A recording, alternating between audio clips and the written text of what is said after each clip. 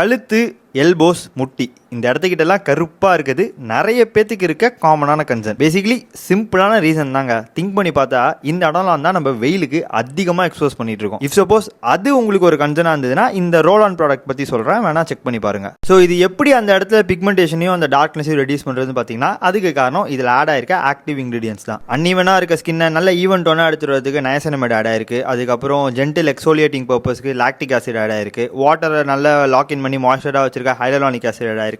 And brightening எஃபெக்ட்டுக்காக vitamin சியுமே add ஆயிருக்கு. Vitamin C பொறுத்த வரைக்கும் இதுன்னு இல்லை, இப்போ நீங்கள் நார்மலாக சும்மா சீரமாக ஃபேஸில் அப்ளை பண்ணிட்டீங்கன்னா கூட சன்ஸ்கிரீன் யூஸ் பண்ண வேண்டியது அட்வைசபிளான விஷயம். வைட்டமின் சி யூஸ் பண்ணிட்டு டேரெக்டாக வெயில் படுறப்ப அது இன்னுமே ஸ்கின்னை வேர்சன் பண்ணி விட்டுரும். ஸோ சன்ஸ்கிரீன் அப்ளை பண்ணிக்கோங்க. அப்படி இல்லைனா உங்கள் ஸ்கெடியூலில் PM டைமில் வச்சுக்கோங்க. ஜஸ்ட் குளிச்சு முடிச்சுட்டு இஃப் சப்போஸ் AM அப்ளை பண்ணுறேன்னா என்கிட்ட மாய்ஸ்சரைசர் அண்ட் சன்ஸ்கிரீன் ரெண்டுமே சேர்த்த மாதிரி ஒரு லோஷன் இருக்குது, அதை அப்ளை பண்ணிப்பேன். PM அப்ளை பண்ணுறேன்னா ஜஸ்ட் ஒரு பாடி லோஷன் மட்டும் போட்டு மாய்ஸ்சர் லாக்இன் பண்ணி தட்ஸ் இட். எனக்கு ஆக்சுவலாக கழுத்தில் டாட்டு போடணும்னு ரொம்ப ஆசை, பட் பின்னாடி மட்டும் பார்த்தீங்கன்னா ஒரு மாதிரி டார்க்காக இருக்கும். ஸோ அதை நான் ஈவன் அவுட் பண்ணுறதுக்கு தான் மெயினாக நானே யூஸ் பண்ணிட்டு இருக்கேன். உங்களுக்கும் இது ஹெல்ப்ஃபுல்லாக இருக்கும்னு நினச்சிங்கன்னா லிங்க்னு கமெண்ட் பண்ணி அமேசான் லிங்க் உங்கள் டிஎம்க்கு வாங்கிக்கோங்க. அண்ட் ஒரு சின்ன டிஸ்க்ளைமர், நீங்கள் என்ன காஸ்மெட்டிக் ப்ராடக்ட் வாங்கினாலும் இது நம்மளுக்கு செட் ஆகுமான்ட்டுன்னு ஏதாவது ஒரு குட்டி ஏரியாவில் பேட்ச் டெஸ்ட் பண்ணி பார்க்குறது இஸ் ஆல்வேஸ் அட்வைசபிள்.